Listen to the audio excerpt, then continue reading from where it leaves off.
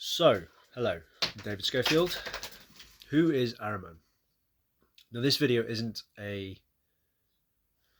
let's guess who he is on the planet sort of video. It's not let's waste our time trying to figure out which human being is incarnated as the devil that is Ahriman so that we can do something about it. Is that the plan? This video is about what are we dealing with when we talk about Ahriman? Really, what is it? So, Ahriman, according to Rudolf Steiner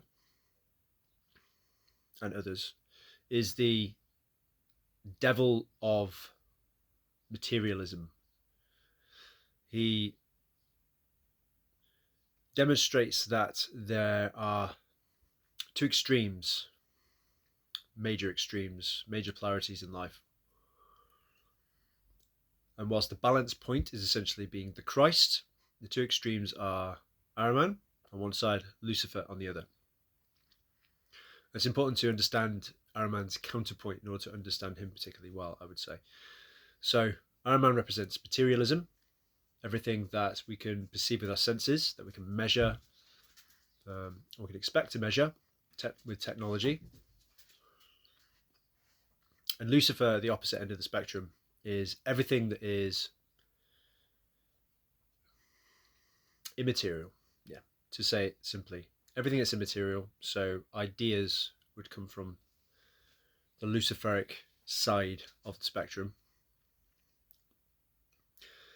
It's the side of spiritualism. So Lucifer is the devil of spiritualism, and being the the highest of the angels under God.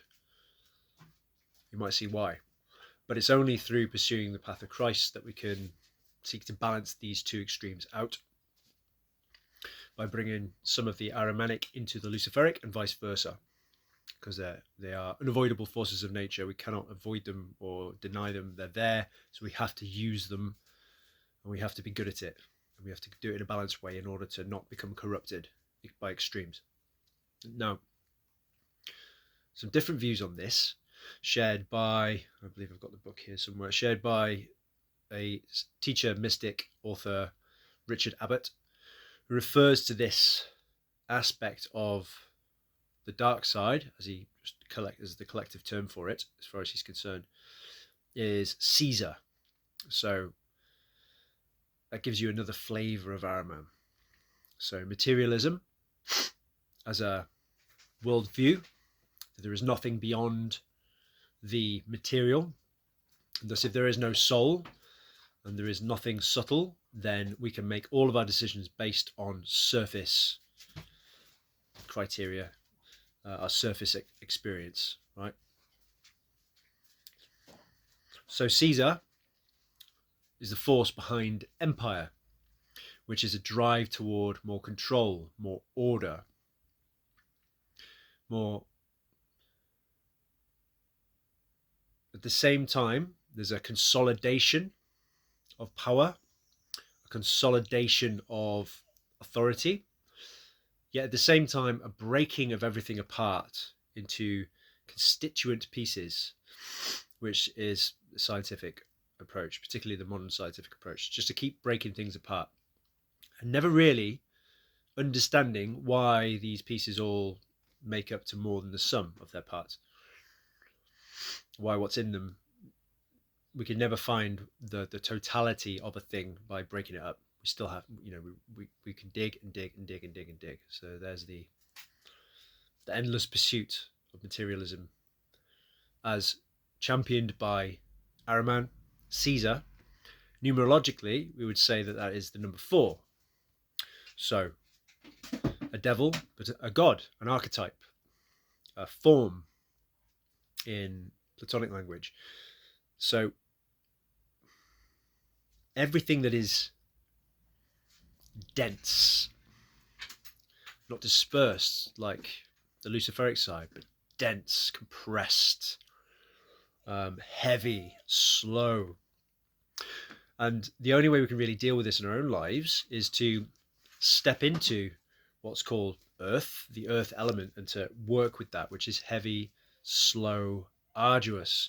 There's no way around that. There's no shortcut to the other elements, which a lot of people like to think there is, to water, where we can focus on our loving relationships and community, to air, where we can get into our concepts and really try to understand things with the mind, and to fire, which is where we try to live a more spiritual life, where we remove ourselves from the material world. Essentially, we become Luciferic, the other side of the spectrum.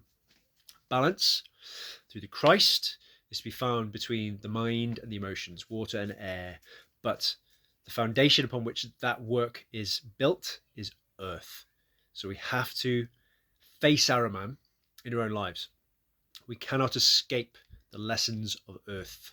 So that means we have to engage in the material world. We have to be orderly. We have to have routine, structure, maintain our own physical health, maintain our finances. These are all foundational. If we do not do those things, if we do not impose order upon ourselves, we have order imposed upon us by external forces and metaphysical forces such as Ahriman.